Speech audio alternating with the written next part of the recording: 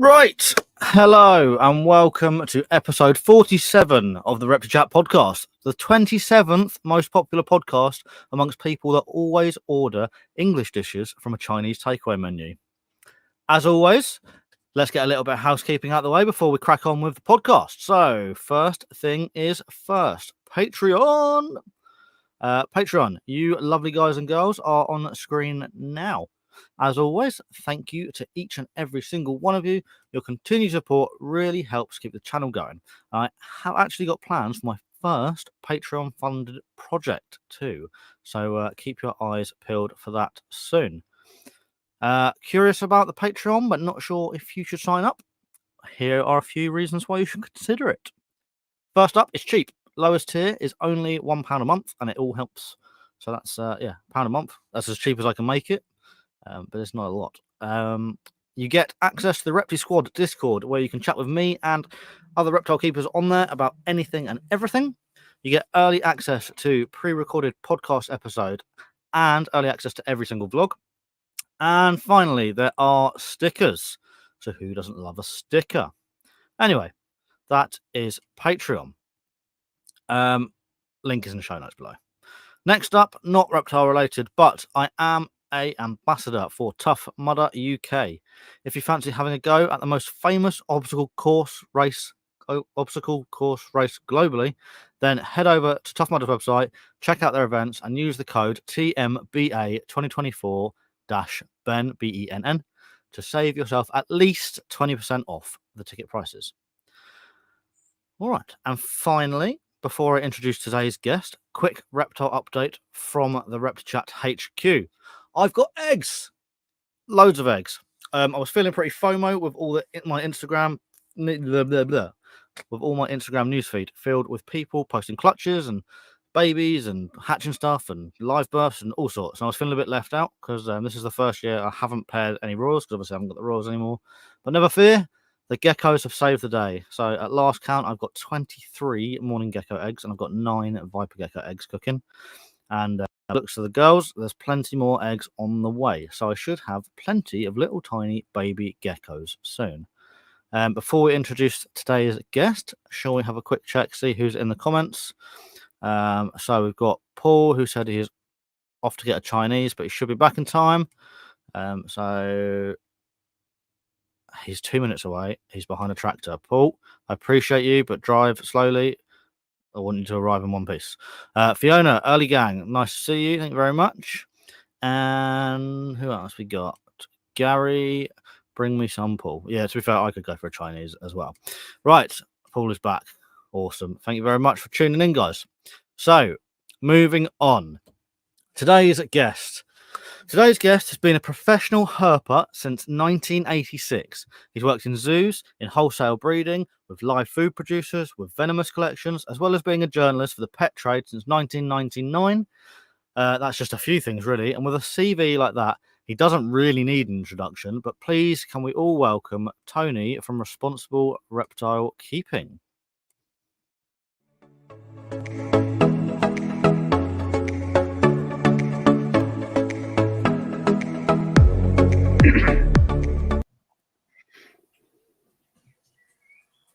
Hello, Tony. Thank you very much for coming on. Hey, it's nice to hear an introduction like that. Makes me feel kind of chuffed. Well, I was reading through the notes you sent over to me, and that was just a few handpicked things. There's a lot on there, and it's very, very impressive, mate. Makes me feel old, though. 40 years of doing this makes me feel old now. No, don't feel old. Feel experienced. Yeah, that works. Yeah. So, how are you today, mate? Hopefully, not suffering too much in the heat. No, we've been good. I was mentioning earlier. You can probably see in the background. We live on a boat, and our office is on a boat as well. So today we took our boat from between Tamworth down closer to Birmingham. So it's been a lovely day, enjoying the sun. Yeah, it's been pretty good. Very nice, very nice. So, Tony, if you haven't listened before, I like to start each episode with a series of get to know questions. It's 10 quick fire questions, like quick fire this or that questions. Helps us all to get to know you a little bit better before we dive into the meat and potatoes of the episode. So, if you're happy, Okay. can we begin? Let's do it. Right. Cats or dogs? Dog's got a little white dog. He's 15, sat down here snoring. So apologies if you can hear that in the background. Fine. Puppy snoring, I'm sure, will go down perfectly with everybody. Snakes or lizards? Oh, you horrible bugger.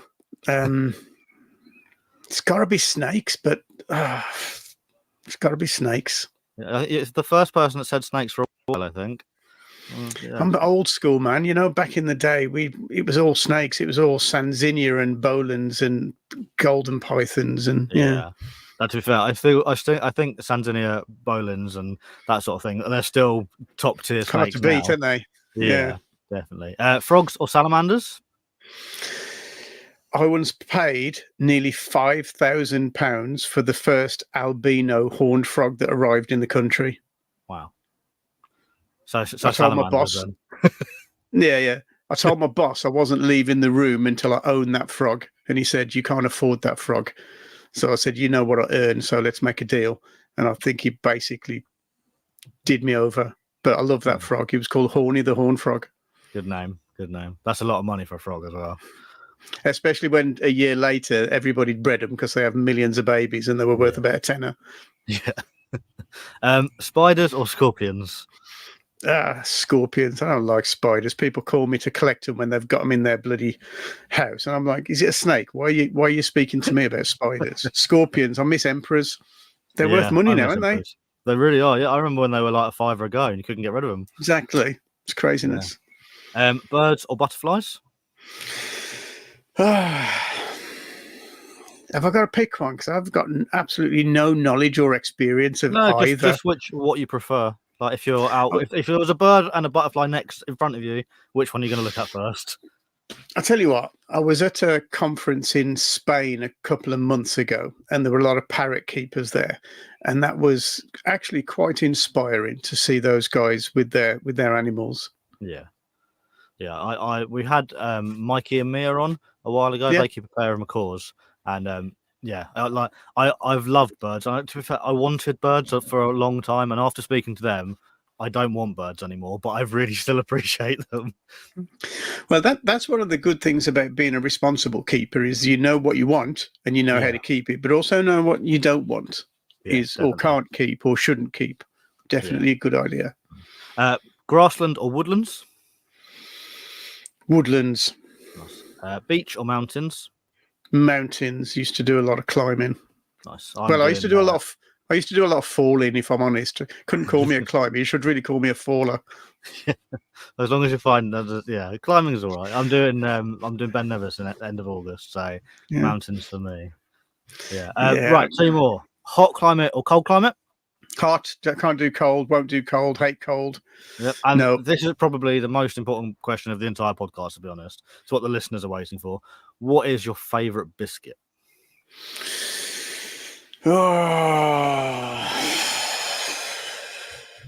Hobnobs. Yeah, original ones or chocolate ones? Chocolate ones. Yes, it's got to be chocolate. Love a chocolate hobnob. Perfect. Yeah. So that is the get to know questions. Yeah. Listeners, if I still really want to get a biscuit leaderboard made up, so if you have got the time to do it for me, I'm sure I can find you some exclusive ReptiChat merch. So yeah, slide into my DMs because I need that biscuit leaderboard. Right, Tony, after the introduction I gave you, you clearly have been a part of the reptile hobby for a long time. I'm sure you've seen the entire landscape of the hobby change over the last few decades. Could you give us a bit of a history lesson into your reptile keeping career? Where did you get started and how did you sort of journey through to where you are now? Okay, so where do we start?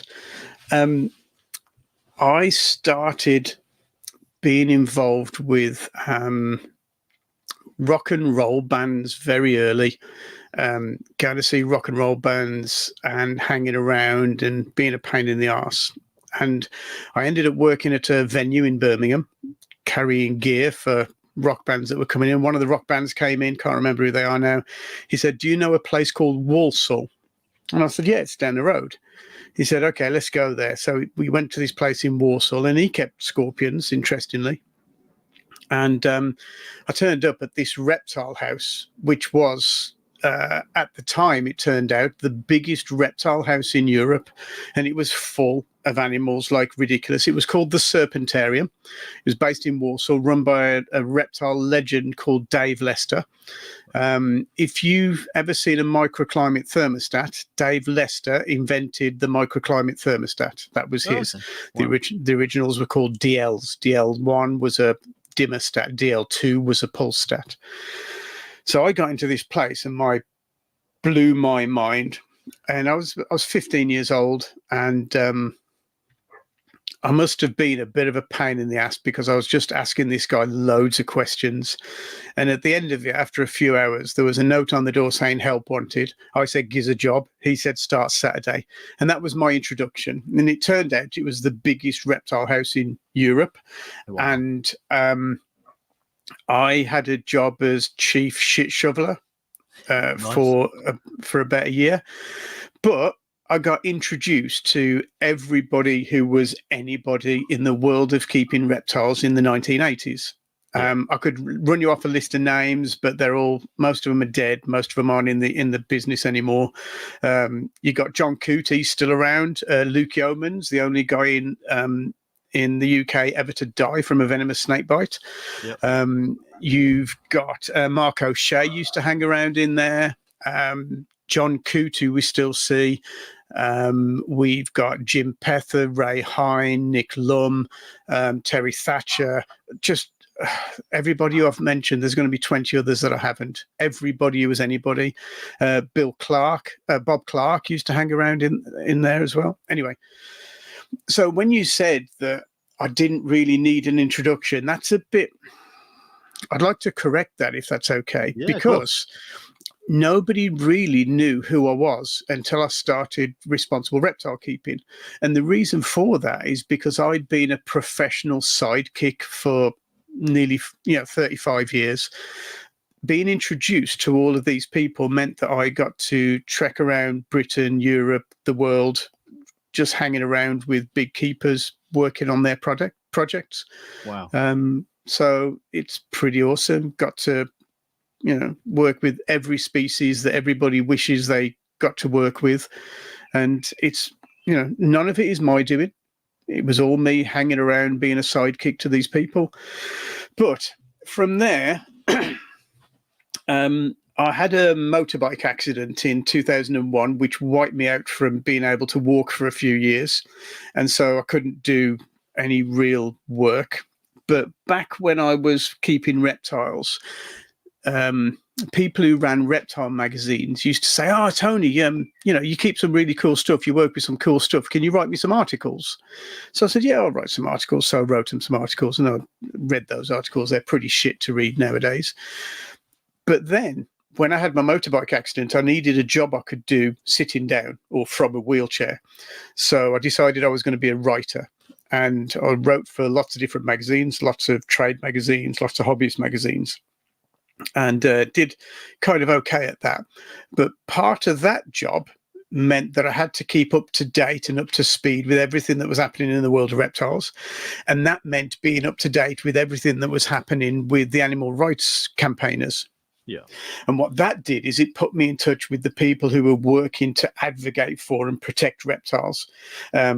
People like Chris Newman, Jim Collins, and all the rest of the people. And reading knowing those stories and hearing what was happening to reptile keepers, the way they were being attacked, the way their animals were being seized, the laws that were being made internationally, it pissed me off. And it wasn't long before I found that I needed to concentrate some of my effort on that. And that's kind of my history up until just before launching responsible reptile keeping, really. Yeah, wow. It must be amazing to have been integrated with so many different like breeders and obviously like the big names you said as well, not necessarily breeders but keepers and just the people of the hobby. I can't tell you. It was a great privilege. I know as a keeper there are animals that I aspire to see. There are animals that I aspire to experience and work with, and I got to do most of them. And it's all thanks to these pioneers from the 80s and the 90s. You know, these are the guys that laid the foundations for us, and I got to work with those guys. Yeah. And it's amazing as well, like how things have changed from where they were when you first started to where we're at now, technology-wise, keeping-wise. And it's nice. It's astounding. Yeah. Right. Obviously, I'd love to stay and sit here and chat with you about all the amazing things you've done, but we are here today to talk about your organisation, Responsible Reptile Keeping. I said to you when I first approached you about coming on the podcast, and I'll say it again now, because I'm sure I'm not the only person that thinks it. So I'm not currently a member of Responsible Reptile Keeping, mainly because I'm poor, but also because I'm not really sure what Responsible Reptile Keeping are and what they do. Now, in recent months, I've seen a lot of Responsible Reptile Keeping posts popping up on my Instagram feed, on Facebook timeline, TikTok For You page. And I'm very aware that lots of keepers are signed up and they're singing RRK's praises. But for those of us that aren't really sure what it is you do, I can't really find a clear and easy to understand, but like bite-sized answer. So for me and for the listeners that are in my boat, in short, as we will do a deeper dive very, very shortly, what is Responsible Reptile Keeping and why should I sign up as a member? Okay, so let me start by saying you can watch our explainer video on the about page of the website, and that should give you a really good idea. But the way I like to explain it to people, if you only give me 1 minute, I say that we're a dedicated media department for the international reptile community. And what that means is that there's a lot of information out there about reptile keeping and reptiles in general that's absolute bogus. And it's our job to set the record straight. And a lot of it is down to refuting the misinformation that's being peddled by animal rights campaigners in their mission to close us down. There's also other bits where we're trying to educate keepers to not do the things that come back and bite us on the bum. We're not husbandry specialists. There are lots of people out there who are, and they're much more educated and accomplished than I am. What we do with husbandry is we say, look, maybe don't feed your reptile so much that it becomes obese. Maybe don't slobber all over your reptiles and catch salmonella. Maybe don't release your animals into the wild. Things that we can all agree on, because the people who do these things create news stories and they create fuel for a fire that creates legislation that comes back to bite us all on the bum. So that's essentially what we are. We're a media and information service. Fantastic. There is a quick question that I wanted to just jump into on the live chat from Paul. He said, how does it feel seeing people poo-poo on the older times? So one of my reptile godfathers, an absolute pioneer of reptile keeping, is a guy called Jim Pether. He's almost a legend. I was at Ham recently and talking with a friend about Jim Pether, and somebody came over from a different table and says, do you actually know Jim Pether? And I was like, yeah, I do. They were like, does he actually exist? And I was like, yeah, because we've been trying to find him. And I was like, oh, you won't find him. He lives in the Canaries and he keeps himself to himself. But anyway, Jim Pether has been in reptile keeping since the 60s before me. And I'm currently helping him to write his autobiography. So it'll be a ghost-written autobiography. And we went through the husbandry standards of the day. And what you've got to remember is that before the reptile keeping took off in the 80s, it was just a handful of nerds, just a handful of geeky nerds, and there was no internet. There were no books even. You couldn't go and buy a book about reptile keeping until the 90s arrived. Yeah. So the only way for these reptile keepers to expand their knowledge was to talk amongst themselves and to conduct trial and error. Yeah. And they did that for 20 years. And by the time the 70s and 80s arrived, they knew how to keep things alive. And sometimes they even knew how to breed them. Yeah. We look back at the keeping standards of the day, and it is a bit cringy now with hindsight. Yeah. To be frank, I look back at my fashion sense at the time, and it's with cringy hindsight, you know?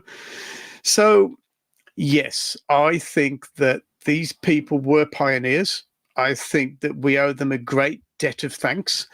I think that we should cut them some slack because we can't, well, I say we, I mean you, I was there, but we can't possibly understand the environment that they worked in and the constraints that they had to overcome in order to achieve what they achieved and passed on to us, and that we're now taking up the baton. So I think that if there are old school keepers out there who are still doing it the old school way, then we can do our best to educate them, but some of them won't be educated. This opens the door for a whole new chat about what is something that we've decided to call essential care. Right. I don't want to call it minimum standards because that, you know, that's not a good way of doing things. But I think there's a level of essential care. And if we can give essential care, that's great. If we can give more than essential care, that's even better. So I'm hoping that answers Paul's question, but we could do a whole podcast on this topic and still not cover all the ground. Right. Okay. Well, I think that hopefully that answers this question, and we will we'll maybe do a round 2 podcast another day. But today we are here to talk about RRK. So cool. Going back to how I should sign, why I should sign up. We've done that. How much is a membership? If people are curious, we'll get these bits out of the way, and then we'll go into the deeper bits. So membership starts for keepers at £4. You can join for £4 a month. If you want to be generous, you can give us £9 a month. There's a different membership for if you want to do £9, and there's even an annual membership. I think you get a month free if you do an annual membership. So that's for stores. Perfect. Excuse me. There's a membership for education experiences. I think that starts at £7 a month, and then there's the increments. And if you're a store, you can join for, I think it's £10 a month. And I think the next increment is £30. Okay.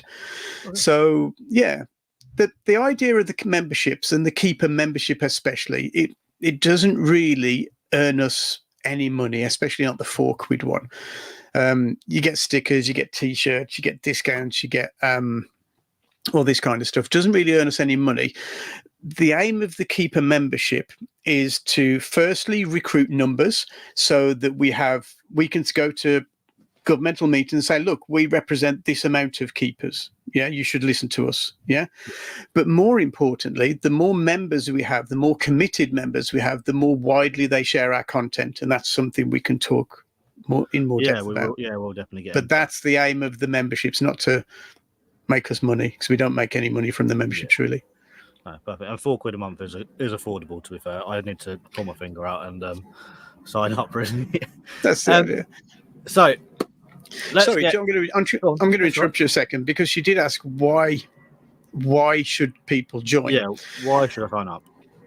So you could join if you want a T-shirt, and it's very nice to be able to walk around in a responsible reptile keeping T-shirt. A lot of people do. I was at the IHS show recently.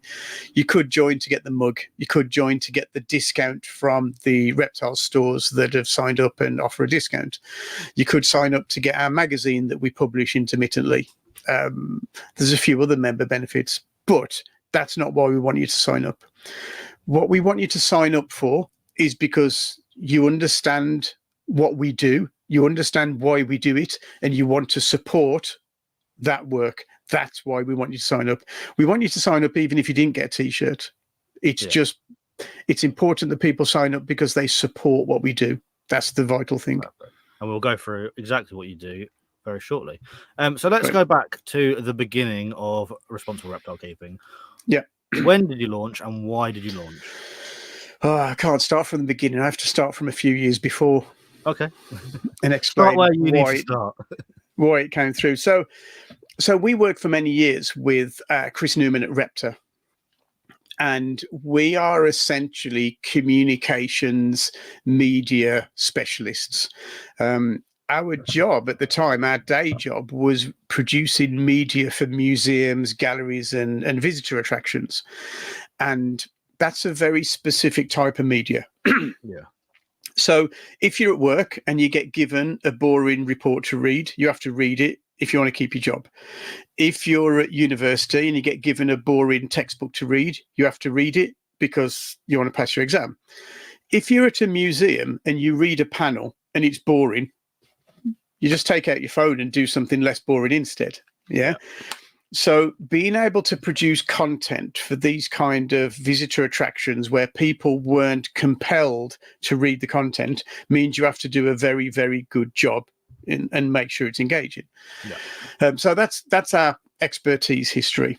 And knowing about communication and knowing about media, we could see very clearly that there was a need for that kind of content and that kind of interaction with people via the internet.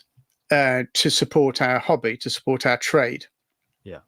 So we tried for many years to bolt our expertise as volunteers, mostly, onto the side of Reptile and the advocacy organisations. Now, I should say at this point that Reptile and all of the other advocacy organisations, they're essentially political lobbying organisations, are essential. Without them, we would be in a lot of trouble. What they essentially do, they're essentially firefighting units. Every time problematic legislation is proposed, they put their cape on and they pull their underpants on the outside and they fly to the rescue and they help to make that legislation more suitable. And they're essential. If you support any of those organizations, continue to support them. Without them, we are all in trouble. But, and this was the big but, we knew that the communications battle was important as well. So we tried to bolt our communications expertise onto the side of Reptile. And if I'm honest, we failed. Right. And the reason we failed was because while we were working with Reptile, we weren't earning a living. And while we were earning a living, we couldn't do any work for Reptile. Yeah. So I kept banging on and on and on at my wife. Oh my God, this is a problem. It needs solving. Look at this thing that's happened online. Somebody should be doing something about this. And one day she sat me down and she said, Tony, for as long as I've known you, you've been banging on about doing this. So for God's sake, either do something or shut the hell up. Yeah. Yeah. So I thought, right, I better do something. And this was about the time of COVID. And in fact, I think it was just before COVID, and I was over at the Ham Reptile show, and I was sat with Emmanuel Van Hagen from Exoterra. Yeah. And I was like, listen, Emmanuel, man, I think, we'd had a beer. I've got this idea. I've got an idea and I think it's important and this is what I'm considering doing. And I gave him the rough nuts and bolts of responsible reptile keeping. And he said, Tony, that's fantastic. It's essential. You must do this. Come to me with a credible proposal and I will help you get funding. So I was like, right, okay. So I went home and I did some planning. And Dave Perry from Peregrine Life Foods sat down with me to help me create the plan. And we created the plan for responsible reptile keeping. And what we knew it needed to do was address the problem that's been created over the last 20, 15, 10 years. Yeah. Let me ask you a question that gives you a good idea of what I'm talking about. How long have you been reptile keeping? On and off for 17, 18 years now. Has reptile keeping, husbandry and welfare improved in that time? Yes. Okay. So same here, I've been doing it nearly 40 years and I can't tell you how much it's improved. Okay. So we've agreed that reptile keeping has improved, reptile husbandry and welfare has improved. Why then are we getting more grief from animal rights campaigners today than ever before? Surely, if we're doing so well, if reptile husbandry is so good, and I can tell you categorically that it is, compared with other taxa, reptiles have the best measurable levels of welfare. Yeah. As private keepers, we we achieve more in terms of increasing knowledge, improving welfare, improving husbandry than any other set of animals. It's private keepers who have made all the advancements in herpetology, not zoos, not researchers, not scientists. It's us. We've made all the advancements. So then, if we're so bloody good, why are we still getting grief from animal rights campaigners? Well, it's a bit of a trick question, and it's got two answers. The first answer is because animal rights campaigners aren't interested in animal welfare. Yeah, they use it as a stick to beat us with, but when we deliver good welfare, they're still not happy. They're only interested in an absolute ban, what Chris Newman calls animal apartheid. They want to keep humans and animals apart. Any interaction, whether it's eating meat, keeping reptiles, guide dogs, they want to separate it. Give you an example. Very recently, the UK implemented a law that says that you can only keep primates if you can keep them in zoo standard enclosures. Zoo standard. The greatest welfare that we can possibly give to these animals is what's legally the remit now. Yeah. Right. But still, animal rights campaigners said this is a disaster, it should be banned. So even providing the highest welfare possible is still not good enough for them. They just want to ban. So that's the first answer. That's the reason why we're still getting grief. But the real reason why we get more grief now than ever before is because animal rights campaigners have control of the narrative. Right. Now, what do I mean by that? If we look at the internet, we can see, and we'll probably all agree, that animal rights campaigners are really, really good at telling their side of the story, at delivering propaganda and misinformation. They can essentially say whatever they like about us, and they do, and they get away with it. It goes unchallenged. And every time this bullshit, can I say bullshit? Of course you can. Thank you. Every time this bullshit appears online, everybody gets, is in uproar. Somebody should do something. Somebody should write an article or make a film or whatever. And nobody was doing it. And we just didn't do very well at controlling the narrative, giving people the truth, letting them know what we were actually doing. And as a result, animal rights campaigners were able to recruit more support, more funding, and generate more power than ever before. We missed the boat. We're 15, 20 years later at this. Yeah. And as a result, animal rights campaigners have gained the support of people who love animals, who want the best for the animals, who want to learn about animals. Well, who does that best? We bloody do. We know animals. We love animals. We understand animals. So why aren't those people supporting us? Well, the reason is because we missed the boat, and cultures change very quickly online nowadays. So, we knew that we had to do something. We knew that somebody had to do something, but we also knew that we didn't have the funding to do it. Just one of those animal rights campaigners, World Animal Protection, one year I looked a couple of years ago, they pulled in £32 million. Wow. 32 million. Imagine what you can do with that. Yeah. Well, none of the advocacy organizations have those kind of budgets. So it's impossible for them to be media specialists to produce the kind of content that's necessary.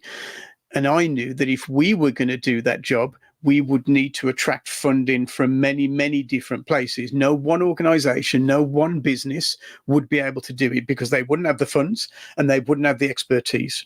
There's a Venn diagram. People who know about reptiles, people who know about the politics, and people who know about communications. And in the middle, that's where we are. So we gather funding from across as many different funding streams as we can, put all that money together and produce the awesome content that shuts down the animal rights conversation. Do you want an example? Yeah, of course. Okay. I don't know if you've seen the statistic that's bandied around a lot, that 75% of pet reptiles die in the first year. Yeah. Seen it? Yeah. What do you think when you see that? I've had a fair few reptiles, and I think I can say maybe one out of, I don't know, 100 have died. So, yeah. Yeah. So instinctively, you know that that's bullshit. Instinctively, as a keeper, we know that that's bullshit. So we looked at the research behind that, and we found that it is bullshit. So the first thing is that the guy who developed the research in his statistics counted all of the animals that come into the UK. Yeah. And use that number, big number. What he didn't do is count the ones that flew out the very same day on a connecting flight. Yeah. So that number would have been smaller, but he didn't count those. I don't know why. The second thing he did was he underrepresented the number of reptiles that are being kept in the UK. What he did is he used a research study from an organization called the Pet Food Manufacturers Association. The Pet Food Manufacturers Association, now they're called UK Pet Food. Excuse me. Do a survey every year, I think. They call you up and say, right, do you keep animals? Yes. Do you keep fish? Yes. Do you keep dogs? Yes. Do you keep cats? No. Do you keep reptiles? Yes. You answer yes and no. And if you answer yes, they assume that you keep 1.6 of those animals. So if you keep a dog, it's probably accurate because most people only keep one. Some people keep two. Very few people keep more. If you keep a cat, it's probably accurate. Most people keep one. A handful of people keep two. Very few people keep more. Yeah. If you keep reptiles, you probably keep more than one. A lot of people keep more than one. So saying if I answer yes to keeping reptiles, that I probably only have 1.6, it's clearly not very good. Yeah. Now, the Pet Food Manufacturers Association statistic is somewhere up in the thousands. I don't know how many reptile keepers I reckon there are. It's not very many. But even they acknowledge that their methodology isn't very good for reptile keeping. The Federation of British Herpetologists reckon that it's about 8.8 million, although I think they've adjusted that recently. Right. So he didn't use that 8.8 million. He used the Pet Food Manufacturers Association. So we know how that ridiculous statistic came about. And we've even got research to prove it's bullshit. 2 sets of research done at more or less the same time, different methodologies, both came in at less than 4%. Becky Clark, I think, came in at 3.6% of reptiles die in the first year. And DICE, the Durrell Institute, came in at something like 3.5. I don't know. It's 3 point something. Yeah. Forgive me. It's nowhere near 75%. Exactly. So we know it's bullshit. We can prove it's bullshit. But that statistic still keeps getting bandied around online in mainstream media. And I was even at a European parliamentary meeting recently where that statistic was pushed forward. So our first video was to show that that statistic is bullshit. And what we know now is that every time that statistic appears online, one of our supporters will go, "Oi, that's bullshit. Here's a video. Shut it." Yeah. And they're closing it down. And we know that journalists are looking at that and going, "Oh, we were going to write a story about this, but now we're not going to because we can see that it's bullshit." We know that politicians are looking at that video and going, "Oh, we've been had." Yeah. So this is how you start to take control of the narrative. It's a big job because they've had 20 years and we're just catching up. Yeah, definitely. And there's a lot of catching up to do, but it sounds like we're things are going in the right direction already, which is brilliant. That's what we're hoping. But essentially, that gives you an outline of what we do and why we do it. Yeah, no, definitely. I don't think that sums it up really well, to be honest. So a lot of posts I've seen about signing up for responsible reptile keeping quite often say things like, I'm not sure what the issues are in the hobby, but it doesn't matter because I'm a responsible reptile keeping member and I know they'll fight them for me.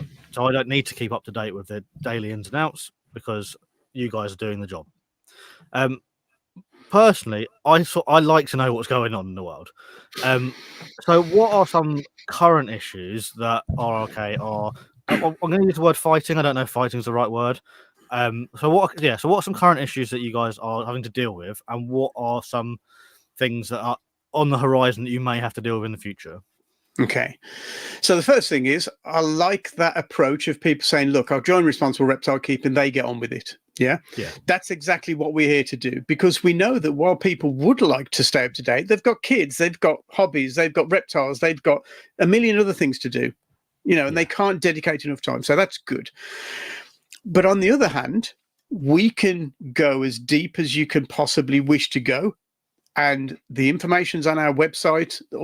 You can dig as deep into the politics as you like. So however interested you are, we can help you. But in terms of what the big issues are right now, so white lists, or positive lists as they're also called, is the biggest challenge facing animal keepers worldwide.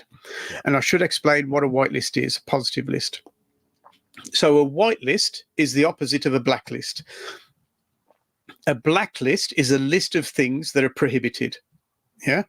Yeah. A white list is a list of things that are allowed. So if we work with that with reptiles, here's a list of reptiles on a blacklist that you're not supposed to keep because we know they're problematic in one way or another. Yeah. A white list is the opposite, is here's the animals that we're going to allow you to keep. And that list is always very short. Yeah. Norway's positive list is, I think, 19 species of reptile, which is crazy. Yeah.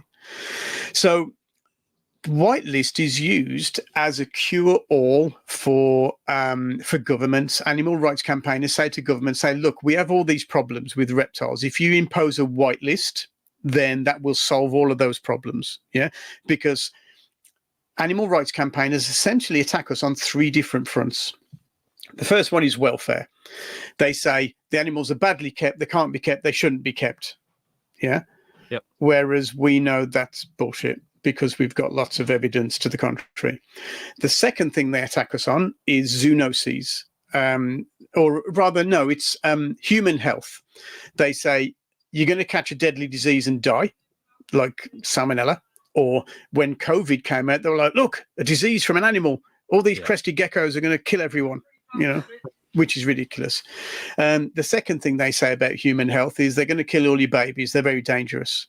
Yeah. And we know that's not true. Ask me about dangerous reptiles, because I got some good stories. It'll entertain you. Yeah, go on, tell us one. So the NHS used to, well, they still do research and keep statistics about animal-related injuries that take people to accident and emergency departments, or or ER if you're listening in America. So what animal do you think is the most dangerous animal you can keep as a pet? A dog. 100%. In the UK, that's largely true, but also sometimes horses. Yeah. Horses kick, bite, headbutt, get trampled. Yeah. So horses are dangerous as well. If you're in the USA, it's cattle, but that's mostly people who work with them. So yeah, dogs are the categorically the worst in the UK by a long mile. Yeah? What's the safest animal you can keep? Probably a fish. Yeah, fish. Yeah. Reptiles are second safest. Yeah. Right. So back in the day, we used to be able to get all this information from the NHS about reptile-related injuries. We were reading the report, and one reptile-related injury was a lady who was in a garden trimming grass to feed to locusts that she was then going to feed to her lizards. She clipped her finger with the scissors, and that was recorded as a reptile-related injury. Another guy thought he saw a snake in the garden, turned and ran, trod on a rake, hit him in the face. Yeah. That was recorded as a reptile-related injury. But essentially, reptiles are pretty safe animals to keep, but they're every small incident, every incident, whether it's large or small, there are some big incidents that have happened internationally with reptiles, and a couple in the UK, are used as ammunition to fight with. It's like throwing the baby out with the bathwater. Oh, this guy got hurt by his python, so you can't keep leopard geckos anymore. It's ridiculous. So we've got the first two. We've got welfare. They say we're bad at welfare. They say that human health is at risk through zoonoses and attacks and injuries. And they also say there's conservation issues. They're all snatched from the wild. Yeah. So I don't know how many of your bright yellow pythons were snatched from the wild, but most of them probably. No, none. Probably none. So they're not. We know that at least 95% of reptiles in the UK are captive bred, but we know it's actually more than that, because the 95% figure came from the two big wholesalers. But we know that pet stores rarely get their animals from wholesalers. They buy them from local breeders. So it's the number of captive bred animals in the UK is greater than 95%. But they also say that they're all going to become invasive, which again is largely bullshit. Yeah. Okay. Yes, there are some invasive issues that we all need to be careful of. Don't release your animals into the wild, of course.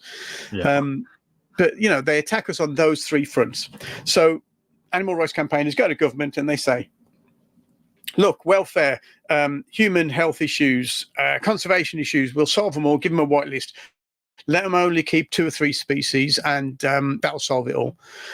So that's the biggest issue we've got at the moment. The EU is currently conducting an investigation into the likelihood possibility of implementing a whitelist across the whole of Europe. Wow. Now, previously, the EU commissioners said that this isn't something they want to do, but they've had their hand forced and they have to do this investigation. So currently we're focusing a lot of our effort on informing people about whitelists, about positive lists. You might have seen our interview with Sven Fosser from Norway, and Norway currently has a positive list. So that's a big issue. The second biggest issue we have, should I say this? Well, it is enclosure sizes. Yeah. Enclosure sizes is a massive issue, and it's something that we should all be thinking about. And it's not something that we're likely to get involved in the argument for. But much of the problem with the enclosure sizes conversation comes from within our hobby. Yeah. There are highly virtuous keepers who believe that every animal should have a room size, zoo size enclosure, and anything less than that is animal abuse. Yeah. And you know, it's what we were talking about earlier about essential husbandry standards. I couldn't tell you what is the minimum size allowance for any species. I wouldn't be able to tell you that. There are far cleverer people than me. But what I do know is at the other end of the scale, there are people advocating for enormous enclosures that are unnecessary, unsustainable, unachievable, and will essentially close down the hobby, but to all but a handful of extremists. And that's a worry for lots of people, because beginners should be allowed to keep reptiles. Yeah. So that's the other thing. The EU currently has 3 work strains. One of them is the positive list, whitelist work strain. Another one is the idea of imposing an American-style Lacey Act in Europe. And I don't want to get into Lacey Acts, but essentially, if you have a species that is banned from export in its country of origin, America will still prosecute you on behalf of that country with its legislation. So if there's a law in Holland that says you can't keep crested geckos and you've got a crested gecko, I don't know, that's probably a bad analogy, but using other countries' laws to impose wildlife laws in Europe. So the Lacey Act. And the third one is one that we got involved in, was the illegal wildlife trade.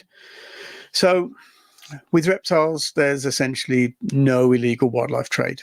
There is a very, very tiny amount of illegal wildlife trade in Europe. A friend of mine who does advocacy in Germany met up with some wildlife investigators in Ham. And he was like, "Oh, how's it going?" And they said, "Oh, it's boring. Ham's boring nowadays. There's nothing for us to do." You know? Yeah. There are a few people who try to smuggle illegal reptiles, nail them to the wall, prosecute them, punish them. Exactly. That's what's. But the way animal rights campaigners campaign about illegal wildlife trade is they say, "Oh, look at all this illegal trade." And a lot of the illegal trade is people who try to import stuff legally, but messed up the paperwork. And this is called illegal trade. Yeah. It's lumped together. It's people who are bringing in bushmeat or traditional medicines, or, you know, plants that they're not supposed to, or wood that they've called one thing, there is another. They take all of these statistics, call it illegal wildlife trade, and then say, let's ban reptiles, let's ban trade. So it's not until you're able to go into the research and dig around a bit and look for the nuance that you realize what it is. So we were interviewed by an organization working on behalf of the EU Commission about illegal wildlife trade.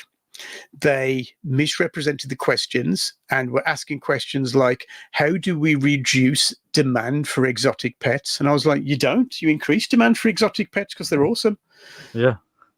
And, oh, illegal. Oh, you meant illegal, didn't you? Oh, yes, we must deal with that. But you don't need to reduce the demand for exotic pets. And I gave them a good way that I believe we could end illegal trade within 3 or 4 years. End all illegal trade within 3 or 4 years. What you do for any species that's being traded illegally or smuggled, or indeed is even endangered, what you do is you harvest 5, 10, 15, 20, and most species however endangered they are, can withstand a wild harvest of just a few animals.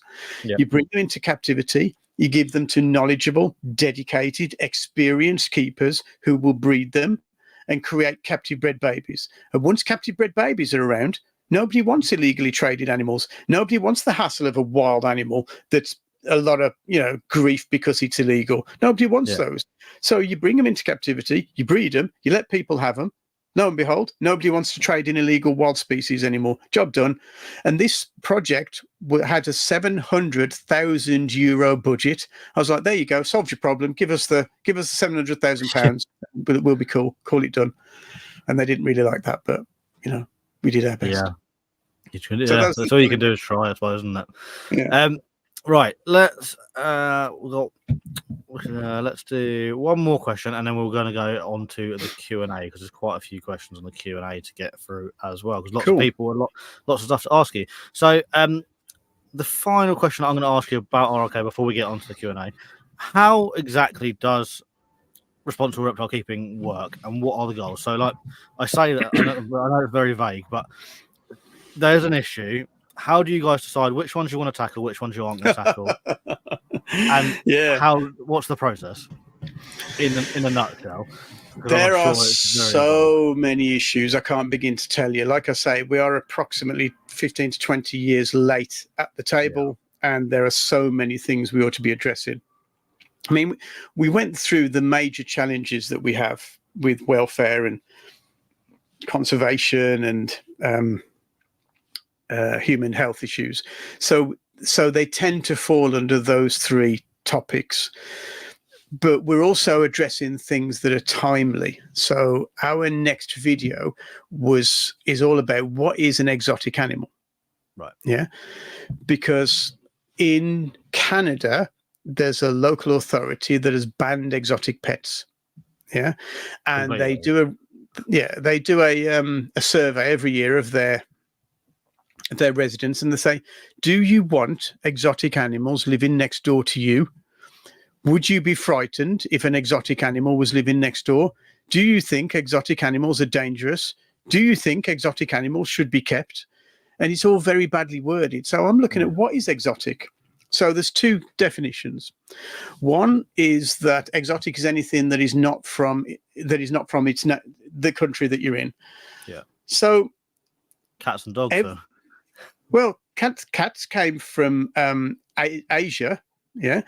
Dogs came from the Middle East. So cats and dogs could be exotic, but definitely all the budgies, all the pigeons, all the hamsters from Syria, all the guinea pigs, all of the any other pet I can mention, rabbits. None of these are from the UK, so they're all exotic. So that definition is out. That doesn't work. You're just picking on reptiles, aren't you? You're just picking on parrots. That's what you're picking on. And you're calling it exotic because reptiles and parrots aren't dangerous, aren't worrying, don't suffer bad welfare, but you're picking on them and calling them exotic. Yeah. The other definition of exotic is something that isn't commonly kept. Right. Well, 8.8 million reptiles, almost as many reptiles as there are dogs. Before COVID, dogs and reptiles were about the same in number, around about 8 million. And rescued and rehomed dogs at that time outnumbered rescued and rehomed reptiles 20-1. So it's commonly kept pets. So our next video is discussing that. We're also discussing bogus lamps that you can buy on Amazon, which is the scourge of reptiles and pet stores all over the world. Somebody buys like a 10 quid lamp from Amazon, thinks it's cool, and it's really not. So we're gonna be educating people about that. There's so much that we could do and should do. You can only do one thing at a time, and there's a lot of one things that need doing. Well, you say we can only do one thing at a time, and yes, we can only launch one thing at a time, but we could and should be producing more content if we had the funding. Yeah. We've just applied for a grant from an American organization that will probably allow us to set up our operation in the USA as well, with a videographer over there and an editor and a presenter and all the equipment we need. So then we'll have two production centers running at the same time and producing more. Yeah. So that was my last question before we go on to Q&A was what challenges are you guys facing as an organization? So funding, working internationally, that sort of thing. Yeah. So funding is the obvious one. We're not well funded. We launched 1.5 years ago. For the first year, so we reduced our museum and visitor attraction business down to almost nothing as we were building responsible reptile keeping. And we knew we had to do that because we knew we had to,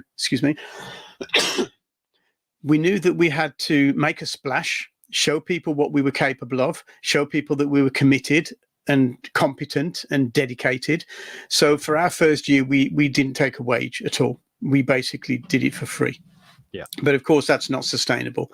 Now, thankfully, in that time, we managed to get an amount of funding. So Vicky's paid to a small degree now, although she works all day and all night and does 3 people's jobs. Yeah. I'm paid £700 a month, which is nothing. And of course, that's not sustainable. So yes, we do definitely need more funding. Our second challenge is that we know that the problems that we face aren't specific to England, aren't specific to the UK. They're international. America's facing the same trouble. Germany, Italy, Spain. I've been to Germany and Spain in the past few months and spoke with advocacy organisations there and keepers there, and they face exactly the same problems and need exactly the same responses. So what we're trying to do is pull those advocacy organisations together to help fund our content that we will then distribute internationally. We're translating using AI at the moment, which is good. I recently tried to create a newsletter using my voice, and they were going to call it Cloney Wiggly, but it didn't catch on. So we're using AI to translate, as I said.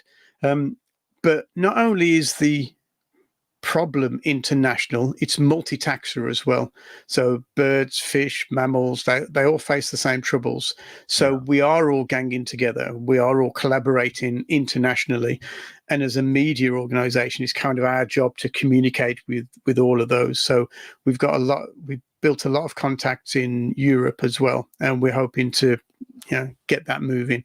But it is all down to funding. It really is. Yeah. So, well, there we go.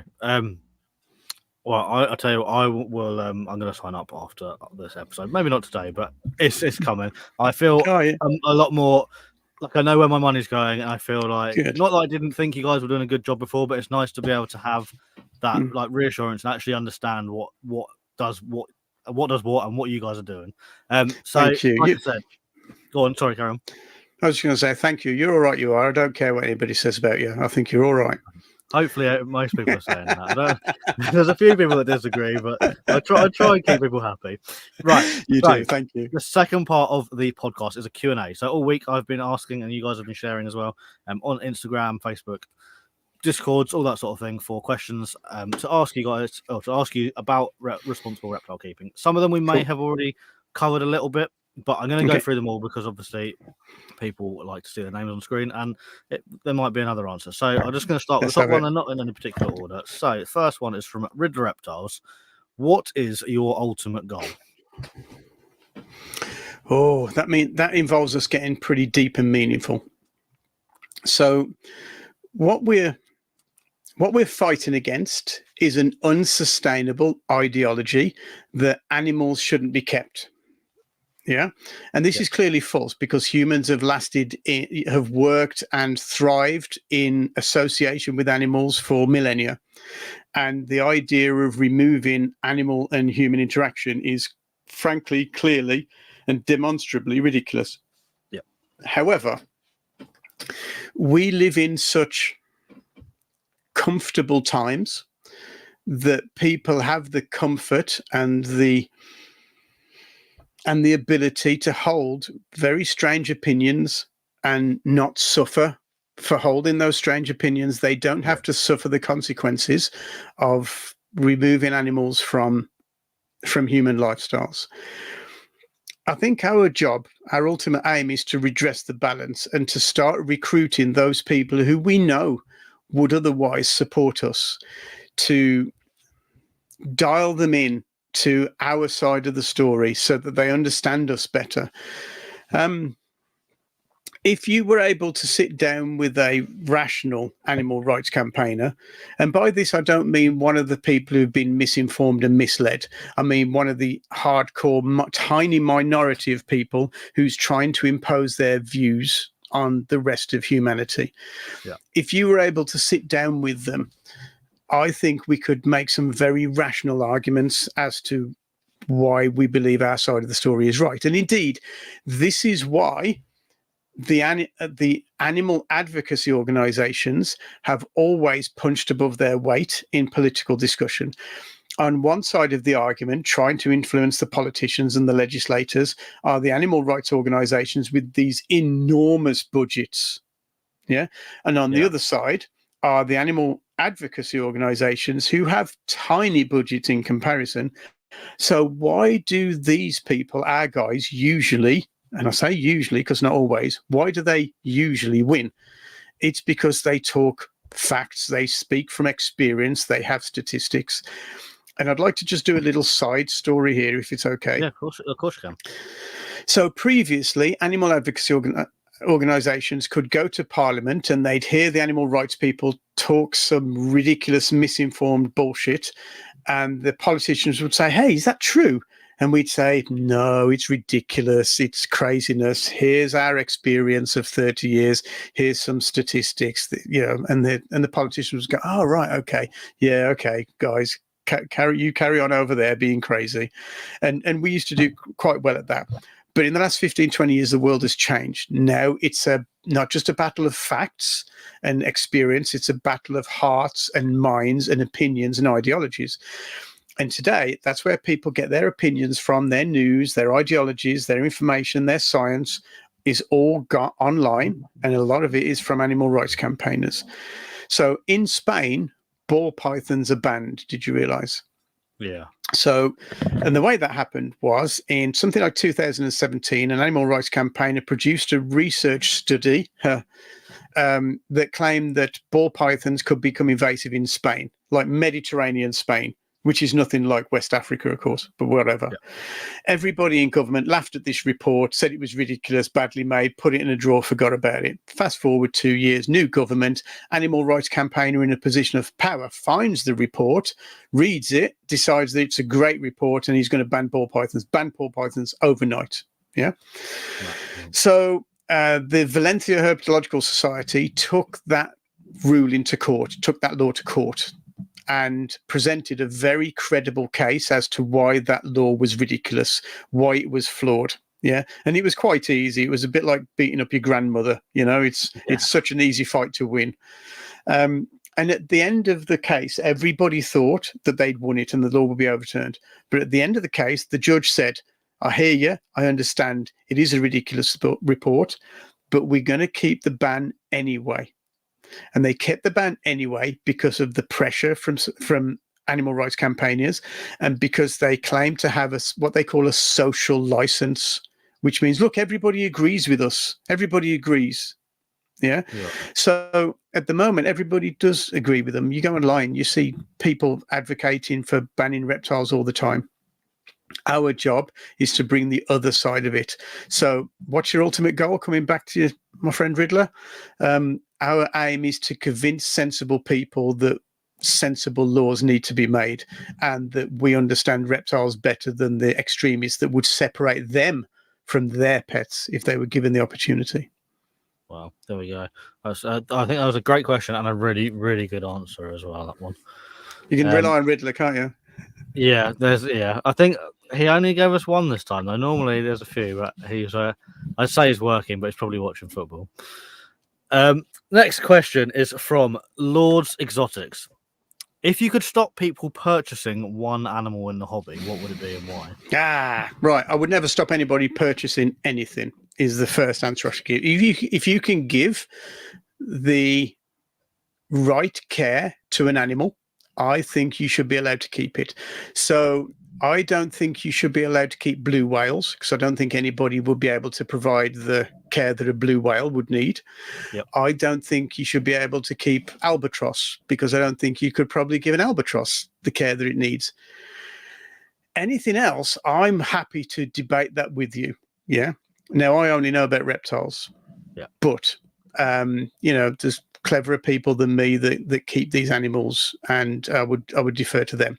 But let's get down to what she really asked, which is which animal is probably the most problematic for most people in the hobby. And I could give you a list, and I shall in a second, but all of these animals on the list, I would not ban, and I would allow them to be kept by competent people. And there are competent people who are able to keep ball pythons. Sorry, not ball pythons, bosque monitors. Don't know why I said ball pythons. Bosque monitors are probably one of the hardest animals to keep. And the reason they're so hard to keep, if you've ever seen one in West Africa, during that Eastivation period where it's far too hot to eat, if you see one of these things in the wild, it looks like it's going to die. It looks skeletal. And this is part of their natural cycle. And if you had an animal that looked like that in captivity, that's not good. But most people feed them far too much and feed them the wrong food. They get obese and die of renal failure. So there's a problem. Yeah. I'd also like to challenge the keeping of Pseudemis, the Florida Peninsula cooter, is it? Pseudemis turtles.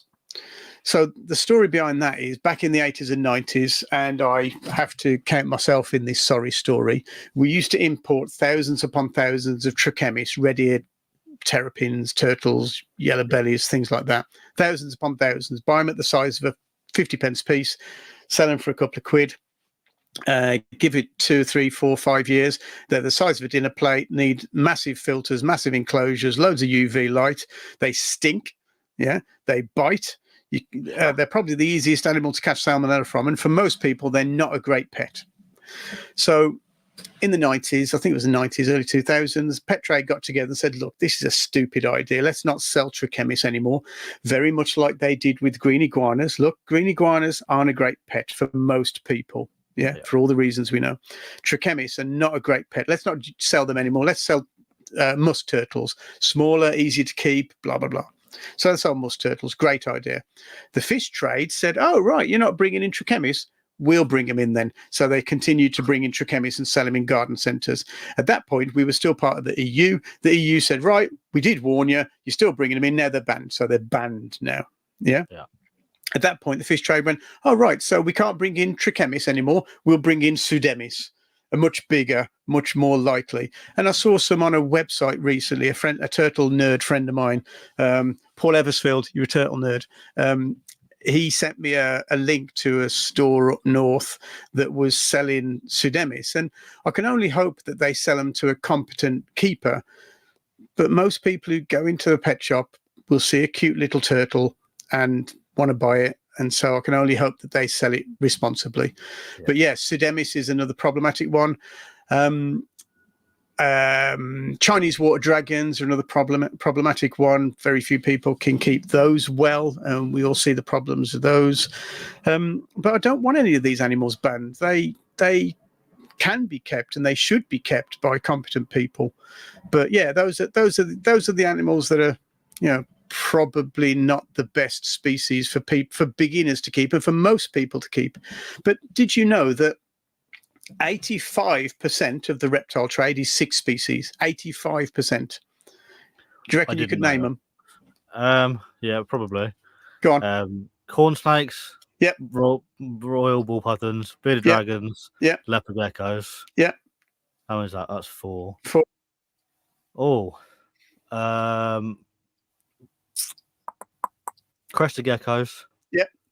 This one's a difficult one. I feel like it's another type of snake. No, Mediterranean tortoises. Oh, okay. Yeah. Then I think it's hognose and yeah. So 85% of pet reptiles are from these 6 species. Most people keep the animals that are suitable for them. Yeah. The market for all of the rest of the species is tiny by comparison. And even though we know that there are welfare issues within reptile keeping, they are tiny by comparison of any other. And most sensible people go to sensible reptile shops and get sensible species in most occasions. So I hope that answers your question, Lords Exotics. Yeah, I think that's good. Just a couple of comments there. Paul saying, preach. This was in regards to you talking about boss monitors. Yeah, you know it. Yeah, and he also agrees that hognoses are in the top 10. Yeah. Right, next question is from, there we go, from Paul's Monitors. What is the biggest threat that the hobby faces and how do we deal with it? Infighting amongst different factions. It makes me so sad. It really does make me sad. And my wife's been involved with reptiles for 10 years now. Before she met me, she didn't know anything about reptiles. And now I think I could sit her at any table and she could hold her own. Yeah. Yep. At least in the political conversations. But we watch online conversations a lot, of course, in our job. And it's really saddening. It's really saddening to see people infighting and holier than thou attitudes about who's the best keeper, and if you don't use this particular type of native grass, then you're obviously an animal abuser. I don't know. It's madness to me. Yeah. We should be helping and educating and embracing, and that's what we've tried to do with responsible reptile keeping. We won't throw anybody under the bus unless they're an absolute out and out abuser. And it's so sad. We're stronger together. And our motto that Vicky came up with, remind me? We can make a difference. Together we can make a difference. And it's the together bit that's the important thing. No, I like that. But I agree. It is a shame. Like, that's sort of one of the reasons I started the podcast, was trying to bring people from all different areas of the reptile and exotic community, not just reptiles, but exotics as a whole, together to have a place where they can chat in the live comments. And because there is definitely more than one divide in the hobby, and we are one hobby as really. And again, I think it's a difficult thing to pull all of these people together. But it's better achieved by sensible conversation. And unfortunately, that's not something that happens as often as it used to today. Because of the online conversations that are very short, very brief, people tend to migrate into polarized opinions. I'm of the opinion that if I ask you a question and you've got one answer that's polarized, I can't really talk to you, because every single situation is detailed, complex, nuanced. And so we do our best to discuss these things online very quickly, which leads to polarized discussions. But I much prefer this. I much prefer it. Yeah, definitely. Fantastic. Right, next question is from Kit's Bioactive Snakes. Will you be visiting reptile shows outside of the UK in the future, specifically Houghton in the Netherlands? Houghton's a wonderful show. Houghton. Yeah, we're definitely going to Houghton. We've been to Ham a few times recently, but the Netherlands is on the list. We recently made a contact with one of the advocacy organisations over there that we're going to be working with closely. So yes. In terms of having a stand there, yes, we do want to do that. We recently bought some exhibition stand stuff that we can use, but manpower, funds, and dedicating time to doing that is our biggest challenge at the moment. But the short answer is yes. Come and see me. Perfect. Next one. This one is from Marshmallow the Python. They're in the live chat as well. So hey, Marshmallow. What has been your biggest accomplishment since starting responsible reptile keeping? Oh, you bugger. That's a difficult question, because there's a few things that we'd like to list and I don't know how to put them in order. Yeah. The first one, I think, is building the community that we've built. We've managed to get so much support and people are enthusiastically passionate about what we do. So we sit in our little office on our boat, hoping that we're doing the right thing. And it's not until we either get out and shake hands and sit down and drink beer and break bread with people that we understand exactly how we're perceived and what people think of what we're doing. And being invited on shows like this and being able to discuss things, it's not until we break out of our little bubble. We've got our head down working so hard. We do have to stick our heads out sometimes and say, how are we doing, guys? Yeah. And the feedback that we get has just been astounding. I can't tell you. It keeps us going. We do get people give us grief occasionally, and it hits us quite hard. Yeah. And it's not until we went to the IHS recently in Rotherham, and I was almost in tears from the feedback that we got from people there, being stopped all the time. And yeah, it was awesome. So that's one thing. The other thing is actually quite new and has happened only in the last few months. Something seems to have occurred with our online profile that's just shot our trajectory sky high. And the results of that have been astounding. So firstly, we've been in touch with lots of European organizations. That's been good. But we've also had 2 invites that we were invited to input into conversations when otherwise we would have had no input. So the first one was the British Veterinary Association Journal. Editor was writing an article about positive lists, and he was doing his research online, saw our stuff, and decided to give us a call. Yeah. Now the BVA, the British Veterinary Association, not only have a positive list, a pro-positive list position, they want positive lists to happen, but also the BVA did a survey of all of their vets, and 81% of them believe that reptiles were badly kept. To which my answer is, how the hell do you know? You're a vet. Yeah. If you go to a vet and ask them for what Ferguson zone and Ackie monitor needs, will they tell you? If you ask them how to breed carpet pythons, can they tell you? If you ask them which substrate a sulcata tortoise needs, can they tell you? No, they can't, because they're not husbandry specialists. They're vets. They're good at sick animals. They're very good at sick animals. If I asked you what antibiotics to use for a particular ailment, you probably couldn't tell me. You tell me to go to a vet. Yeah. Because that's what vets do. So vets only see sick animals, and they don't see sick reptiles very often, because in their whole training, they only get a couple of weeks of training on all exotics. And by all exotics, I mean things that aren't dogs, cats, or cattle, or farm animals. So they get all this couple of weeks on exotics, a couple of days on reptiles, and most of them never see a reptile again. So how are they coming to us or going to government and telling government about how reptiles should be kept? So this was a tough kind of assignment for us. It was a vet association that hates reptiles wanting to crap on reptile keepers with a positive list, and we got ourselves involved because of our profile. We and along with a guy called Tariq Abu Zar, who's an exotics vet, me and Tariq gave some very rational reasons why positive lists are a really crap idea. And when the article was written, the animal rights campaigners came across as highly emotional, ridiculous zealots, and we came across as reasonable, rational, considered, and scientific, which I chalked that up to a win. And the second one we were invited to was that EU Commission conversation and consultation about illegal pets, illegal wildlife.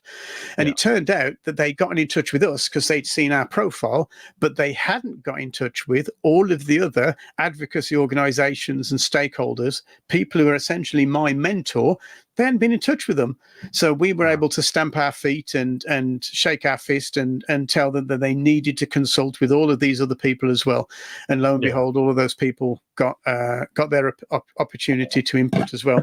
So yeah, that I think is our biggest achievement. We have created a profile that opens doors that wouldn't otherwise be there, that gives us opportunities and gives reptile keeping and keepers opportunities that we wouldn't have otherwise have. Fantastic. And also another big accomplishment was meeting Tara, I have to say. That's good. So Marshmallow is in the comments, so hopefully that answered your question. Where's the next one? The next one is from our Reptile Crazy family. When did your passion for reptiles start? I think I covered this. It was with at the beginning, so yeah. If you want to it was touch on with it briefly. Yeah, happily. It was with the musician who took me to the reptile house in Walsall that was enormous. We had I can't remember how many animals we had, but it was thousands upon thousands. And we had everything. It was all of the new species that came through. We were the first to breed albino Burmese there. We bred Sanzinia there.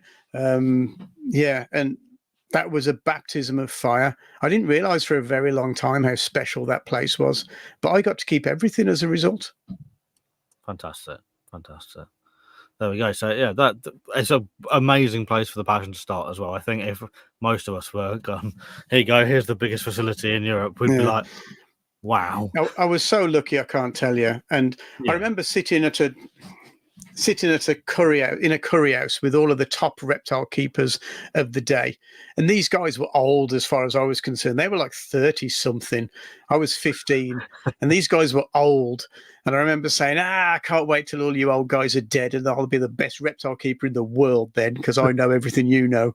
And I'm still not the best reptile keeper in the world.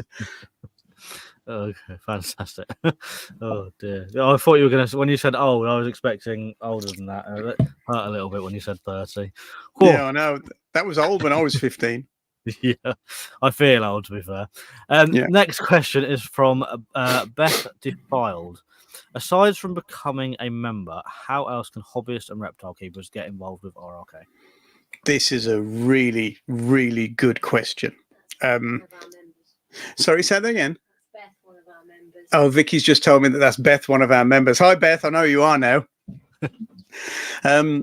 So, how do we give you a bit of backstory again? Sorry to go on, but how do we measure how well we do? How can you measure how well responsible reptile keeping does? Because if we do really well and no legislation is created and everybody likes reptile keeping, everybody who funds us will say, hey, there's not a problem. You know, what are we giving you money for? There's no problem. Yeah. If we do very badly and loads of legislation comes out and we've got loads of trouble, everybody says, hey, man, we're giving you all this money and we've still got all this trouble. That's, you know, so whichever way you measure us, we're going to fail, realistically, yeah? But the way our funders measure our progress, and we're funded by a lot of the big brands. I won't name them all here because I know I'll forget one and get into trouble. But if you go on our website, you'll see all the big brands. And the way they measure our progress is by how often they see us sticking our nose in online. Yeah. The more of our content they see in their newsfeed being shared around, the more often we're involved in conversations about reptile keeping, the more often our keepers are sharing our content when these conversations are being had online. That's how we're measured. So it's all down to the algorithm. Liking our stuff, sharing our stuff, commenting on our stuff. That's the way we succeed, because we're a media organization. We're a communications organization. We only win if we communicate effectively. And we've already built up a massive head of steam, and we seem to be on a trajectory upwards. So the more you guys can share and like and comment, it's just fabulous. And we really enjoy seeing it as well. It motivates us when we see our members sharing our stuff. So thank you to everybody who already does that. Perfect. There we go. And if you don't already, it doesn't cost you anything. So go and click the like button, drop a comment, say, "Oh, I heard you on the ReptiChat podcast." Everything helps, and that. Right. Oh, sorry. One more thing that Vicky's just said is we've got a merchandise store where you can buy T-shirts, and it's interesting because when Vicky came to me and says that we ought to sell T-shirts, I told her no, it's a bad idea, because I tried to start a reptile business selling T-shirts years ago and failed. Couldn't sell T-shirts, couldn't make any money from it. But she said she was going to do it anyway, so she did. And lo and behold, they flew off the shelf. And I think it's because people want to be seen in a responsible reptile keeping T-shirt. So not only does buying a T-shirt generate some funds, it also helps to spread our message. Yeah, funnily enough, So- I was looking through the merch store earlier, and not only the t-shirts, I see a lot of people wearing it, and the t-shirts are really nice. I didn't realize you did the chameleon things and the ones with the chameleons and the hoodies. I absolutely love those. Yeah, there's and they're a good actually range. There's a really good range, and people are really enjoying them. I saw so many of them at the IHS show recently. Yeah, there's a lot of people actually. You mentioned t-shirts briefly earlier. Let me just go back in the comments quickly, because a lot of people were talking about them. Where is the one? Oh, I've lost it. Where is it gone? There we go. So Paul said, "I've got mine on now. It fits so well." Yay. And then Fiona said, "Paul lives in this t-shirt." And they were talking about being naked, which was a bit odd. But then Paul said he's only wearing clothes because of how nice the responsible reptile keeping top is. So yeah, and they're really nice. They are really nice t-shirts. Thank you. So yeah, even if you don't want to sign up to be a member, go and check out the t-shirts and the hoodies because they are And really nice. if you are a member, you get exclusive member t-shirts. They're branded with members, so everybody can know that you're in the in crowd. Yeah. Drop me a line if they need the link. Drop us an email if you need the link. If you send me the link, I will put it in the show notes below as well. Cool news. So people can find it from there as well.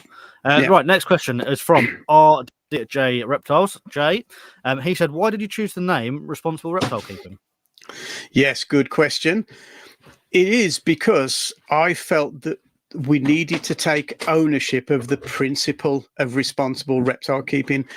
As reptile keepers, we're all very focused on the advanced end of it, and that's important. Yeah. But I think it's important for us to take ownership of the idea of responsible reptile keeping. When we're talking to politicians, we're responsible reptile keepers. Listen to us. Yeah. We don't speak for the irresponsible reptile keepers. Yeah. But the vast majority of us are responsible reptile keepers. So I wanted the trade and the hobby and the community to take ownership of the principle of responsible reptile keeping. And I think that we largely do that. There's there's not much about reptile keeping that we're embarrassed by. Yeah, no, definitely. That's There's not anything that we, as reptile keepers, need to hide or should Exactly. be hiding. So Exactly. Yeah, that's perfect. Brilliant. That was a good question from Jay there. I like that one. Another one from Paul. How good or bad is social media for the look of the hobby? Okay. It's split. You got two types of influencers, and I think it was Paul or Riddler that mentioned this when we were speaking at the IHS when we interviewed them. There's two different types of influencer. There's the people who work with reptiles and want to show what they do, and there's people who want to be famous and use reptiles as a platform. Yeah. The former I've got a lot of time for. The former are the bedrock of our hobby. That's where people go for good information. The people who want to be sensationalist, some of them are entertaining and don't cause too much trouble, but there are those that create entertainment and sensationalism that's harmful for the hobby. And that's a bit of a worry. And I don't know where to draw the line. And it's important for me to state that we are not the reptile police. We are not here to say who's good, who's bad, what's right, what's wrong. We wouldn't be very good at it. We wouldn't know whose standards to impose anyway. And we wouldn't have time to do it, even if we wanted to or could do it. So we are not the reptile police. But I think that the standards are going up. And I think it started with snake discovery. Right. I think it started with Ed and Emily from America at Snake Discovery. Their channel is so fabulous and so wholesome and so easy to access and engage in. And it shows all of the good sides. Yeah. Paul's doing the same. Riddler's doing the same. So many people are doing the same. I'm sorry if I've missed anybody. These are just the people who are in the chat. So that's why I mentioned them. But The educate, don't berate. The educate, don't berate people. Vicky's great in the background. She always tells me what I'm forgetting. She ought to be sitting here, actually. But yeah, that it is getting much better. I think that the social media surrounding reptiles is improving all the time. And it's one of the reasons why we started the My Reptile Pick project, because animal rights campaigners want social media platforms to ban animals and exotics, especially from being shown online. They say that it promotes abuse and normalizes reptile keeping. Well, normalizing reptile keeping, I'm quite happy to advocate there's for. nothing wrong with normalizing it, is there? Yeah. So we get hundreds of people sharing their reptile photos every month, and the number's increasing. And you're exactly right, Paul. It's all about PR and our image online. And there are places that do make me cringe, but on the whole, I think it's getting a lot better. Yeah, definitely. I think there's been, I've noticed a push in the last 18 months, 2 years, of people really pushing, like, I don't know, like the husbandry, and it seems to be adapting very quickly now as well. The other interesting thing, and I'm not saying it's because we started, but it's definitely been in the last 18 months that I've seen everybody's social media just go up a level, just come up. All of the advocacy organizations, all the rescue centers, all of the breeders, they all seem to be doing that little bit better now. You know, it's really encouraging to see, and we're so happy that it's happening. Yeah, no, definitely. So yeah, there we go. So it's good and bad. In depends on which side of the argument you're on. And it is. Really. Yeah. Another question from JRDJ. Do you ever find yourself dealing with some legislation, something legislation based, and just go, "You silly sod," and wonder how people are getting dressed in the morning? Yes, I do. And it's frustrating because one of the problems with working in government working groups is they do not tolerate arguments. Yeah. You have to discuss things rationally and in a civilized manner if you want to be invited around the table again. And I think everybody involved with that has to hold their tongues quite often.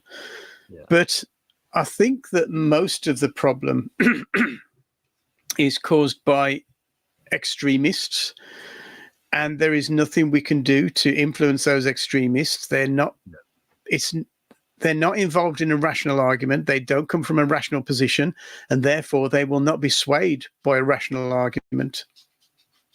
The people that we want to influence are usually quite sensible and considered, especially in the UK. They do rely on stakeholder engagement in the UK more than they do in Europe, especially. And in America, it's an absolute shit show. But, you know, I do worry how they sleep at night sometimes, because their arguments are disingenuous. They say one thing and they know that it's not right. They know it's not true. And I find myself disliking them, not because of their position, but because of their dishonesty. And I like to think that we at least present ourselves in an honourable, rational way. We don't rely on the same propaganda and misinformation, because we could. Yeah, but you don't need to, because the facts are there. There's no need to make it up. That's it, and that's what gives us our credibility. You know. Yeah, definitely. Fantastic. Right, 2 more questions, and they're similar, but they're not. So we'll go for them both. So the first one is from Nardini Exotics, and he says, "What's responsible reptile keeping's plans for the next 5 years?" Well, we can't give the game away too much because we've got a lot on the back burner. If I told you the projects that we've got in the pipeline, you'd understand why I look like I need some sleep. But we have translations into many languages for all of our content to give us a more international relevance and to be able to conduct our mission more effectively in Europe. We definitely need more funding to cover more ground. We want to be the most accessible and useful resource for anybody who wants information about reptiles. Now, it may not be us that delivers that information, but we'll point you in the right direction. Yeah, like a directory. So you can go, oh, we don't know the answer, but go and see Paul about monitors, or go and see Exactly that. Yeah, exactly that. And we have the potential to have the biggest profile online. You know, I mean, if you talk about the big influencers, they're not usually politically involved. Yeah. So you wouldn't go to Snake Discovery if you wanted to talk about politics or positive lists or whatever. Yeah. But if you need that information, you can come to us and we'll put you in touch with whoever you need to get hold of in that respect. So we want to use our profile as a force for good. That's the aim. Yeah, fantastic. And then the final question is another one from our Reptile Crazy family, is where do you see the hobby in 10 years' time? Depends if I've had a good day or a bad day. Yeah. Some days I look at the challenges facing us and I think there's no way we can keep fending off all these attacks. How can we possibly beat this when there's so much coming at us from so many different angles, from organizations that have so much more funding and lots of support? That keeps me up at night. And it gets me up the next morning ready to rock. That's the motivation for me. But having seen reptile keeping evolve from where it was in the 80s and 90s to look at where it is now, it makes me proud. Not proud of me because I haven't been particularly instrumental in it, but the looking at what the cohort has done to reptile keeping in the last 10 years makes me proud. And I think it's continuing. And even if laws come in that ban reptile keeping, as has happened in many other countries, we know that sensible people ignore stupid laws. Yeah. And I don't think you'll stop reptile keeping. I don't think you'll be able to close it down. I think it's going to continue. It may be curtailed. It may be. I'm hoping it won't be. It may be. But I know that people will continue to keep reptiles.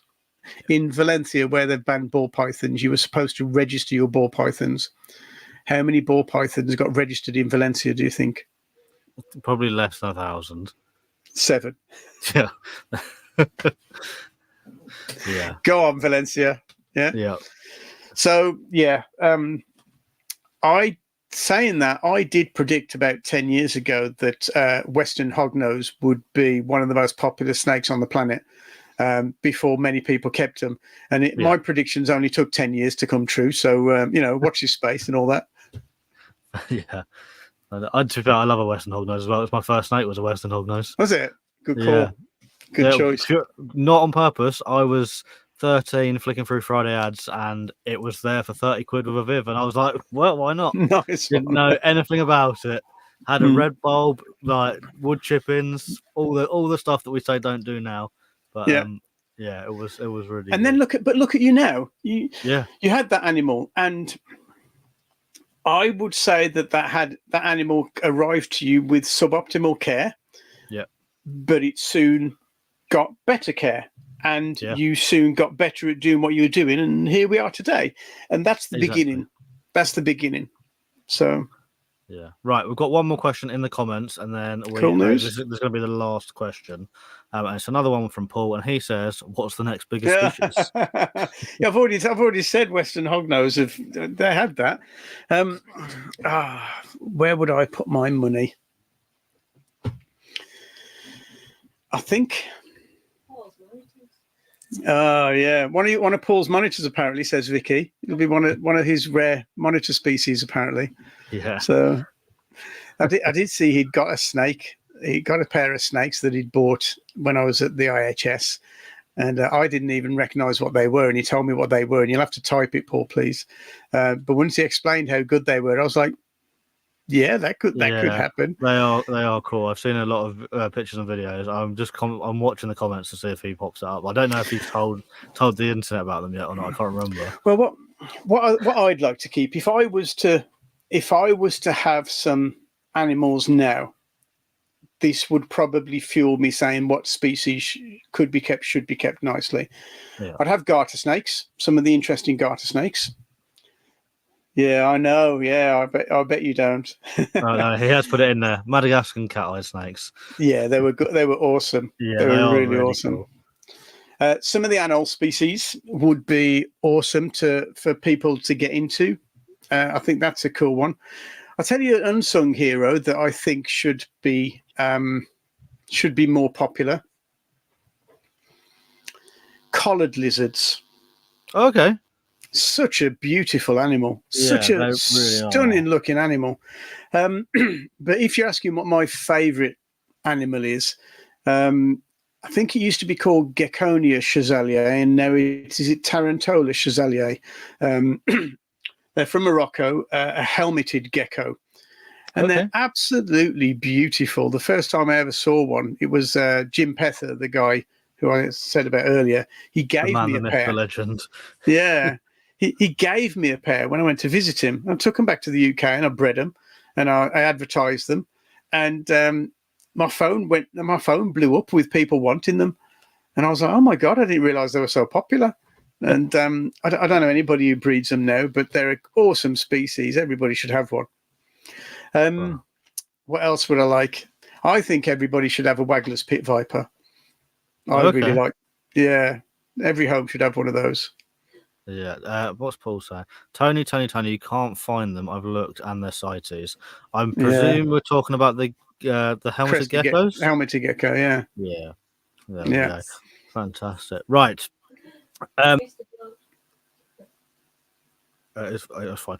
So we've had some fantastic questions there. Thank you everybody that submitted them. But we are pretty much going to wrap it up. So Tony, I've really enjoyed this episode. My eyes are opened to what you and the team are doing, and I really hope it does go from strength to strength, as it sounds like it already is. It's definitely time that I signed up as a member. I have 3 more questions before we wrap up the pod completely today. Yeah. So the first one is the sort of it's the official final question of the podcast, even though there'll be 2 more after that. It's a question that I ask all of the guests. Yeah. It's a double-barreled question. So, if time, money, space, and legality were no issue at all, which animal, non-reptile, would you like to keep? And also, which reptile species would you like to keep? Reptile species. I'd like to keep some big crocodiles, Cuban crocodiles, because they're the fastest, nastiest, bitiest, most interesting. I got to work with them when I was at a zoo in Gran Canaria, and when I was first there, they were this big, and they were in an enclosure. And then when I went back, they were about 4 foot long. Yeah. And so my boss asked me to catch one of them, so I jumped on and caught it. I mean, 4 foot or 5 foot is about as big as you'd want a crocodile to be before it's more than one man. Yeah. So as I jumped on this one, another 3 ran over and were trying to bite me, and he was just pushing their noses away with a broom. Yeah. Wow. And then when I went back recently, they're now about 11 or 12 foot. And he said, "Oh, I'm glad you're here. We need to catch these crocodiles, and nobody else is stupid enough to jump on one with me. Will you bring your cameraman? So at least if we die, it'll make a good film." So I'm trying to avoid that. But I do really like Cuban crocodiles. They are pretty awesome. Yeah, I went to Crocodiles of the World recently, and I said that the Cubans were my favourite. Yeah, they're serious. Yeah, they're serious animals, and I quite like the idea of something that can look me in the eye and communicate. And they are they interact with you like most large species will, so that's good. Yeah. The other animal I would like to keep is probably ostrich or rhea. Okay. They're just interestingly interactive animals. They're just entertaining, too stupid to live, but here they are. You know, They're Fantastic. great. They're great animals. Yeah. Yeah, I like that. I was never expecting a ostrich or a rhea to be ever mentioned, to be honest. So yeah, I like it. Good. It was really good. Well, we had one at the old zoo where I worked, and it was off display. It was just in the sort of communal area behind the zoo, off display, and it hated men. And I spent about 6 months making friends with this animal, so that it was interactive. And I came home late one night and didn't see. It was pitch black up a mountain in this zoo. Came home late one night. It was laid down asleep on the path, and I didn't see it. Tripped over it, so it chased me up the road and cornered me against my boss's front door. And I was covering up as he was pecking me and kicking me, and I was shouting, "F off, F off, F off." And my boss put his head out the window and said, "Tony, it doesn't speak English. You have to tell it to F off in Spanish." And I didn't know how to do that, so it just kept kicking me. It didn't help me. So that's fantastic. Oh dear. Right. Next question. Where can Joe Blogs, your normal everyday reptile... what can Joe Blogs, your normal everyday reptile keeper, do to help? I know we have covered it already, but just to summarise again. I think it's to be aware of the situation that we face. I'm very sorry to all of those reptile keepers that have sat down and listened to me talk about the threats that we face, because I remember how I felt as a passionate, dedicated keeper who was just so totally into his animals. Yeah. And when I learned that organizations like the RSPCA and the BVA and Animal Protection Agency, HSUS, all of PETA aren't interested in animals, they're interested in stopping people keeping animals, it ruined me. It ruined me, and it made me angry. And I'm sorry if I've poured cold water on anybody who was just enjoying their hobby, completely naively oblivious to the challenges that we face. I'm sorry, because I know how devastating that is. But I do feel that it's important that you know and that you communicate and you make your position felt, even when you're talking to your grandmother, your auntie, your uncle, your nephew about reptiles. Yeah. If they've got bad ideas, put them straight, gently, quietly, rationally. Yeah. But this is the problem that we have. It's an ideological, cultural misappropriation of misinformation, and only we who know better can be part of the solution. So that, I think, is the best thing you can do. We're one wheel in the cog that's dealing with it. Join us, share our stuff, buy our t-shirts, blah, blah, blah. Yes, but please just be aware of the situation. Don't bury your head in the sand, because we need all the support we can get. There you go. I think that's a perfect way to finish the episode. So, Tony, it's been absolutely great. I really, really enjoyed this. Thank you very, very much for coming on. I'm going to say goodbye, and I'm going to send you back to the green room, but please don't actually go anywhere, because we'll have a little debrief once the episode's finished. It'll only be a minute or so. So you've got time to have another beer and just chill for a few minutes. So yeah, and again, the chat has been brilliant, and everybody seems to have really, really enjoyed this one. Well, I really appreciate people giving up their evening and coming to listen to me blather on about bloody politics, when really they want to know about reptiles and husbandry and everything else. So I do appreciate giving up their time. When you cut me off, I'm going to go and use the bathroom, and I'll wait for you to. No Thank you, everyone. Thank you very much. Appreciate your Cheers, time. Tony. Thank you. Bye-bye. Well, guys, there we go. That is a wrap. Hopefully you guys found that as interesting and eye-opening as I did. And I am going to go and sign up to be a member, and maybe you guys should consider doing it too. There's not a link in the show notes right now, but I will do it once the episode has finished. Last but not least, let me just check on the comments quickly, see if there's anything that I'm missing. Lots of people saying good episode. Oh yeah, that's a good point. Paul says check out responsible reptile keeping. Marshmallow the Python says it's almost hashtag my reptile pick day, and responsible reptile keeping themselves say hashtag my reptile pick is ready to rock and roll on the 1st. Thank you very much. Thank you. So yeah, last but not least, if you want to keep up to date with me and the podcast, head over to your preferred social media and just search for ReptiChat. I'm sure I will pop up on there, and don't forget there is a link to the Patreon in the show notes below. So that's all from me today. Thanks again for all your fantastic questions. They were spot on. I've been Ben McIntyre. This has been a ReptiChat podcast, and I shall see you in a week. Bye-bye.